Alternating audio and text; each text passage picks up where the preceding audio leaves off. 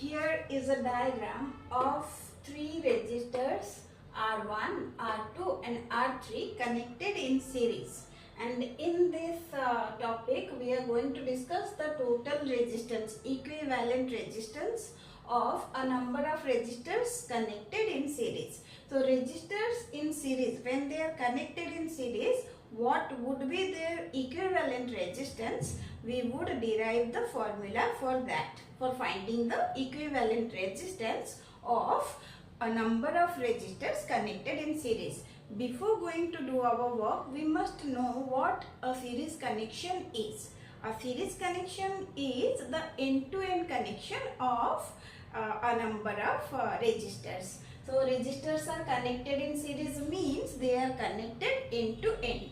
So before going to start our work, I would tell you that in series connection, current throughout the circuit remains the same. It is I, means the symbol used for current, electric current is I. And throughout the circuit, the current remains the same in series connection. Through the resistor 1, the first resistor, current remains I. The current remains the same through second resistor. Through the third resistor also the current remains the same. So let it be represented by the letter I, as we always do. You know about the symbol of electric current, that is I.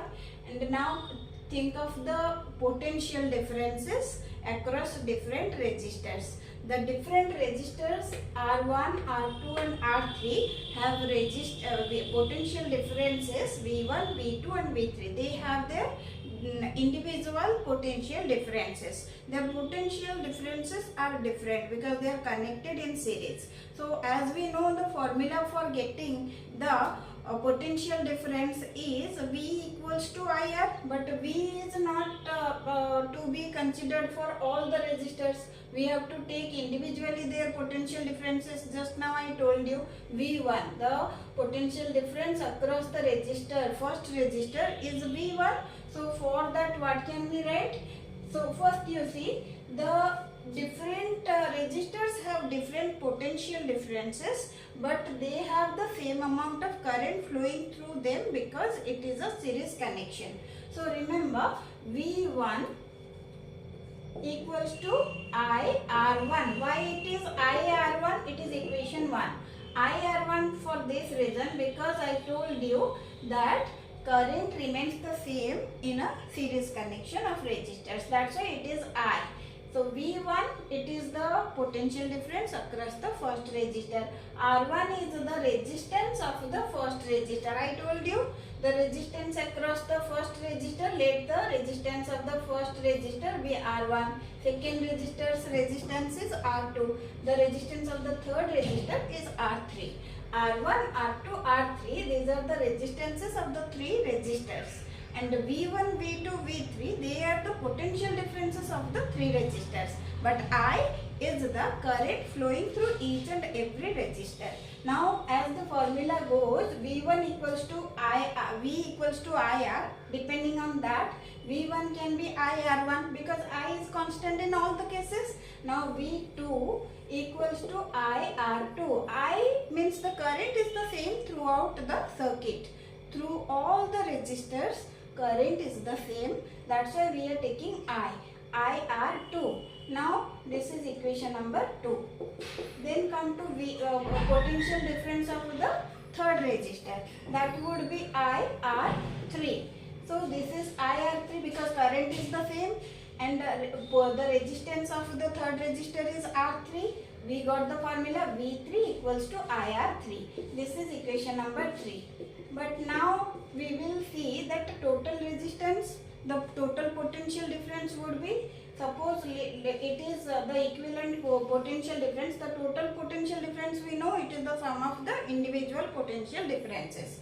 So individually, when we will add V1 plus V2 plus V3, we would be able to get the total potential difference in the circuit.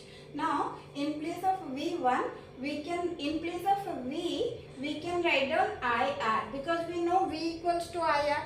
And in place of V1, we have got that V1 equals to IR1. So in place of V1 we can write down IR1. In place of V2 IR2. In place of V3 it is IR3.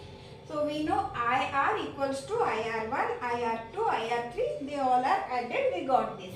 Now we can come to I is common in all these three. So I common, and then R1 plus R2 plus R3. This left side has IR. Next, from both the sides, left side and right side, we can cancel out I, and we are left with R equals to R1 plus R2 plus R3. So from this, what you understood?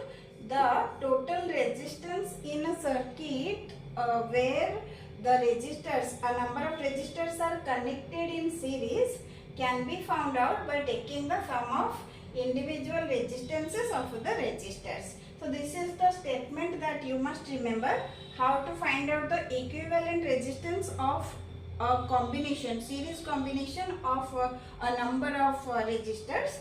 That is found out by taking the individual sum of the individual resistances. Means the sum of resistances of in each individual resistor. This is R1, this is R2, this is R3. These are the resistances of individual resistors. If n number of resistors would be connected in series, then also the equivalent resistance when the series connection of resistors is there can be found out by taking R1 plus R2 plus R3 plus, like this you would go on adding all the resistances, individual resistances up to Rn. If n number of resistors are connected in series, the total resistance or the equivalent resistance would be found out by taking the sum of individual resistances, means the sum of resistances of each individual resistor. In the next class we shall study the equivalent resistance of a number of resistors connected in parallel. In one class it is not possible to explain, and in the next class I would explain about it.